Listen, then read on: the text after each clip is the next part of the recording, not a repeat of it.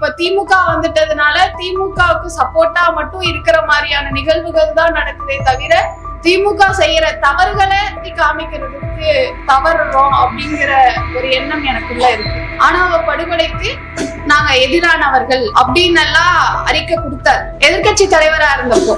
இப்ப முதலமைச்சர் ஆனதுக்கு பிறகு இது மாதிரியான கொலைகளுக்கு நாங்க தனி சட்டம் தேவையில்லை. ஏன்னா அவங்களுக்கு சாதிய ஓட்டு அவ்வளவு முக்கியமா இருக்கு. எதிர்கட்சி தலைவரா இருக்கும்போது சொன்ன முதல்வர் ஸ்டாலின் அதற்கு பிறகு இதுக்கு தனி சட்டமே தேவையில்லை அப்படின்னு சொல்றதுக்கான காரணம் இருந்திருக்காரு. அதே போலதான் யுவராஜ் வழக்குலையும் அவனை ஒரு பெரிய இதா போர்ட்ரேட் பண்றது, அவங்களோட சாதிக்கான ஒரு தலைவரா அவனுக்கு நிறைய பிஜிஎம் எல்லாம் போட்டு வீடியோ எல்லாம் போட்டு இது பண்றது. ஆனா இப்ப அவன் சிறையில கஷ்டப்படுறது யாரும் போட மாட்டாங்க. தனி சிறையில அவன் இருக்கான், அவனை யாரும் சந்திக்க முடியாத அளவுக்கு நிறைய இது இருக்கு.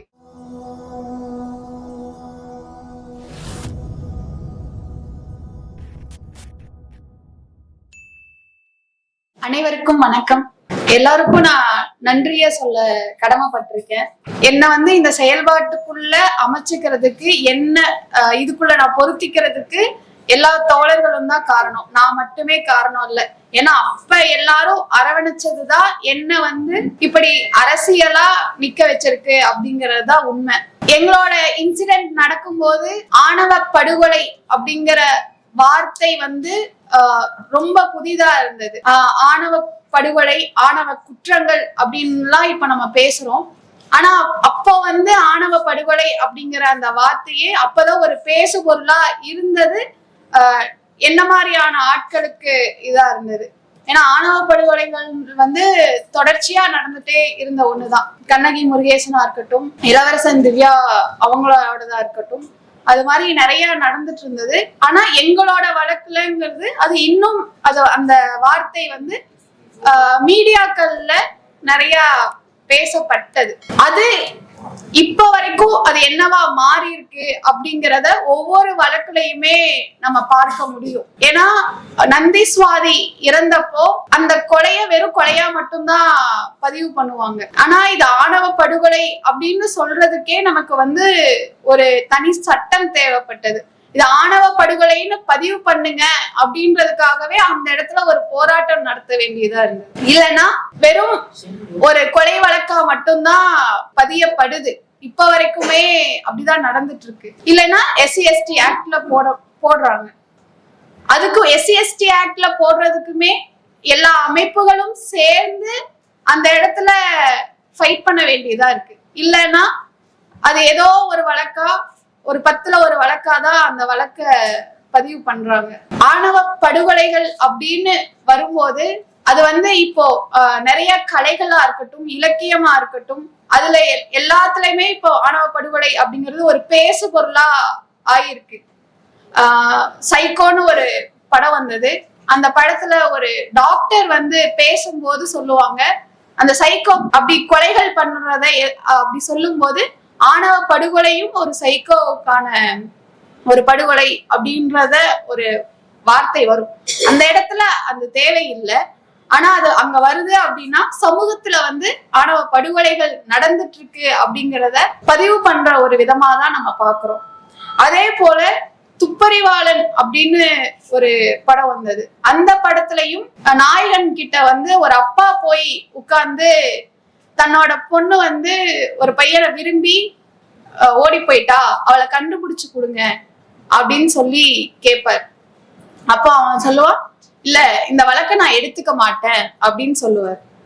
அப்போ உடனே அவங்க அப்பா பிளாங்க் செக்க கொடுத்து, இதுல எவ்வளவு வேணாலும் நீ ஃபில் பண்ணிக்கோ, ஆனா என் பொண்ணை கண்டுபிடிச்சு கொடுக்கணும் அப்படின்னு சொல்லுவார். இல்ல என்னால முடியவே முடியாதுன்னு மறுத்து அவரை அனுப்பிடுவார். இது ஒரு சாதாரணமான ஒரு சீனா தான் வரும். ஆனா அதை நுணுக்கமா பார்க்கும் போதுதான் தெரியும்.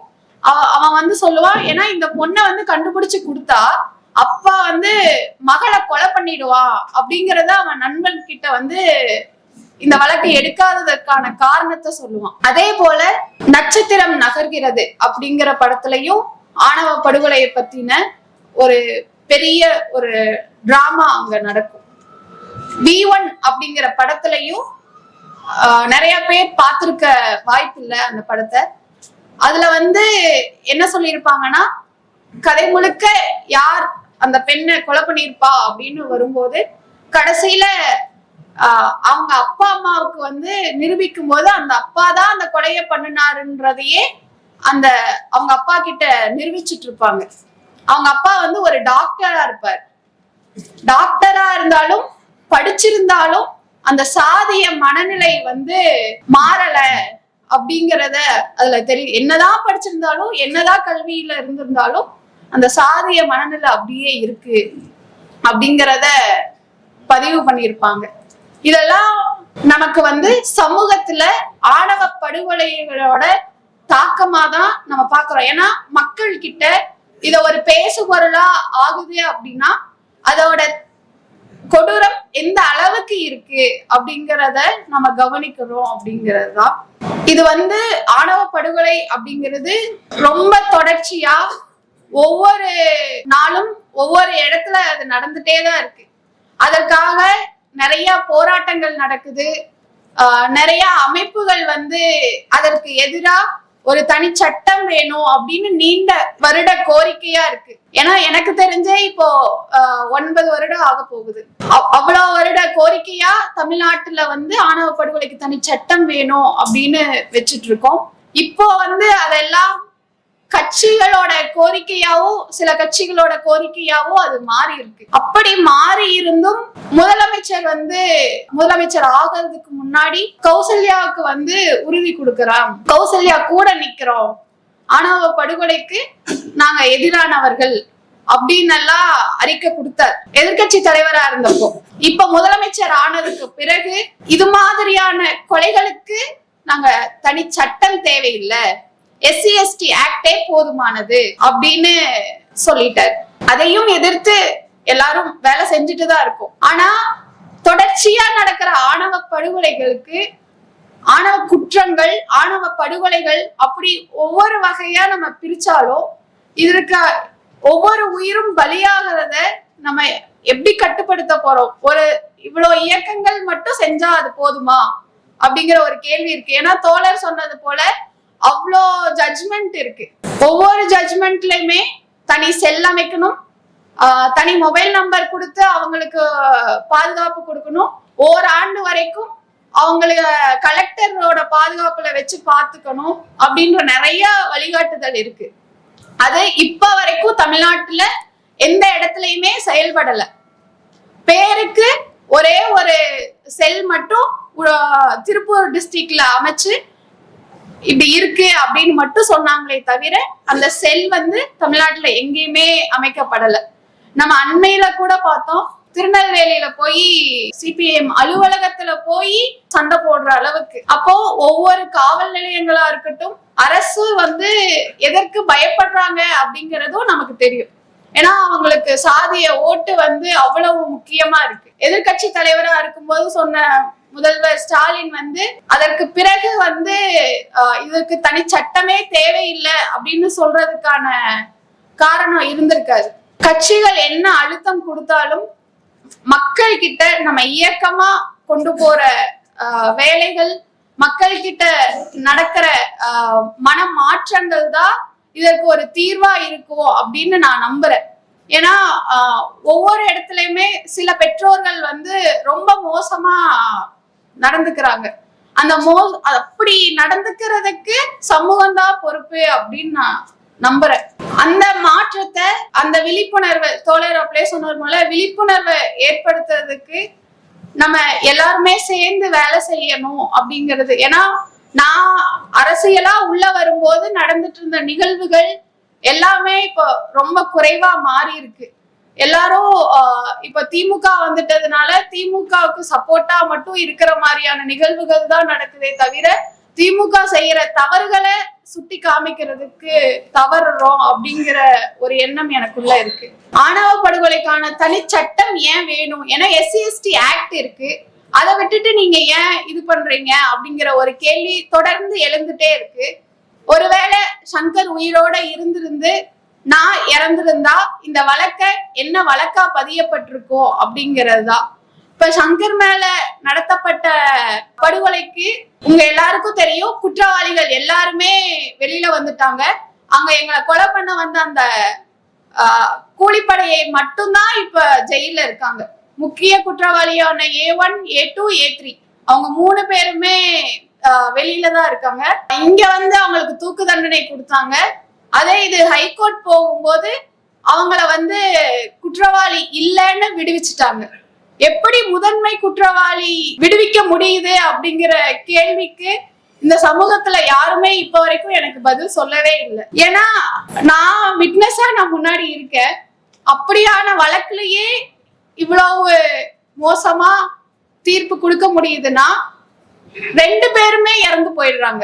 நந்தீஸ்வாதி வழக்கெல்லாம் எடுத்துட்டோம்னா 2 பேருமே உயிரோட இல்லை. அந்த வழக்குல எல்லாம் நம்ம எப்படி தீர்ப்பு வாங்க முடியும்? ஏன்னா அந்த குற்றவாளிகள் எல்லாருமே இப்ப வெளியில வந்துட்டாங்க.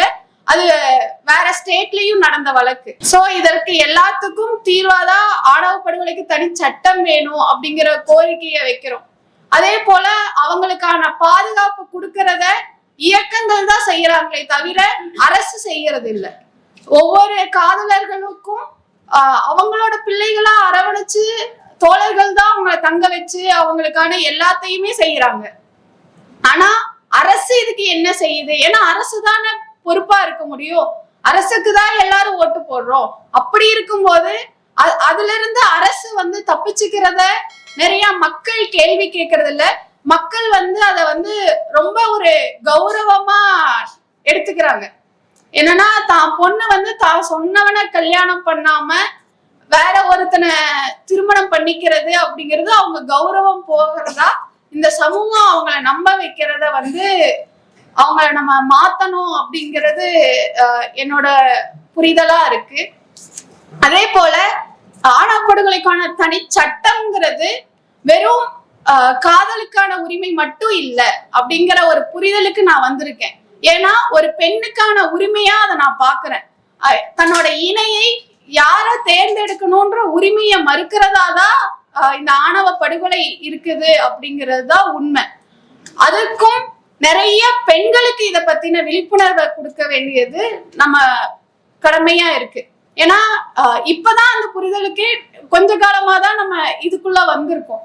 ஆனா அதற்கு முன்னாடியே நிறைய இடங்கள்ல பெண்கள் வந்து சூசைட் பண்ணிக்கிறாங்க அப்படின்னு சொல்லுவாங்க.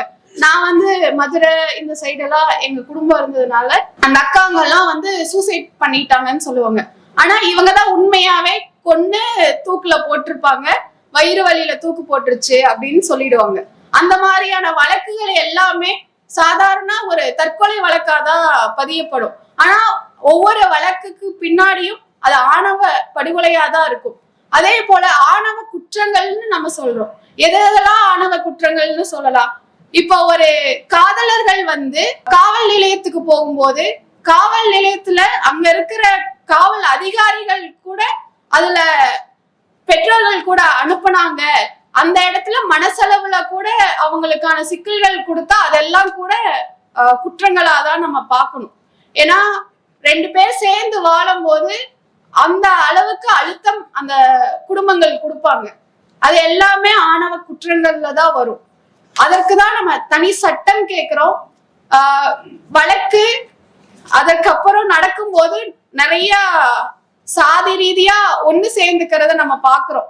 எங்க வழக்குக்கு பிறகு குற்றவாளி வெளியில வரும்போது அவங்களுக்கு மாலை போட்டு வரவேற்கிற அந்த சீனெல்லாம் பார்க்கும்போது எங்க போயிட்டு இருக்கு உலகம் அப்படிங்கிற ஒரு கேள்விதான் வருது. ஏன்னா அவங்கள வந்து அடுத்து அவங்களோட சாதிக்கு வந்து ஒரு புனிதமானவர்கள் மாதிரி அவங்கள ஒரு போர்ட்ரேட் பண்ற சமூகமா நம்ம சமூகம் மாறிட்டு இருக்கு அப்படிங்கிற ஒரு நிதர்சனத்தை நம்ம உள்வாங்கிட்டு தான் ஆகணும்.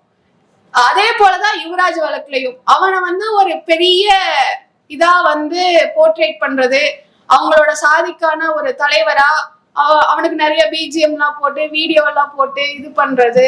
ஆனா இப்ப அவன் சிறையில கஷ்டப்படுறது யாரும் போட மாட்டாங்க. ஏன்னா யாருக்கும் வெளியில தெரியாது. தனி சிறையில அவன் இருக்கான். அவனை யாரும் சந்திக்க முடியாத அளவுக்கு நிறைய இது இருக்கு. ஆனா அப்படியான சூழல்கள் நம்ம சமூகத்துல நிறைய மாறிட்டு இருக்கு. இது எல்லாமே ஆணவ படுகொலைகளுக்கு, ஆணவ குற்றங்களுக்கு உறுதுணையா இருக்கு. இதை சமூகத்துல எந்த அளவுக்கு நம்மளால மாற்றம் கொண்டு வர முடியும் அப்படிங்கறத எல்லாரும் சேர்ந்து வேலை செய்யணும்னு கேட்டுக்கிறேன். நன்றி.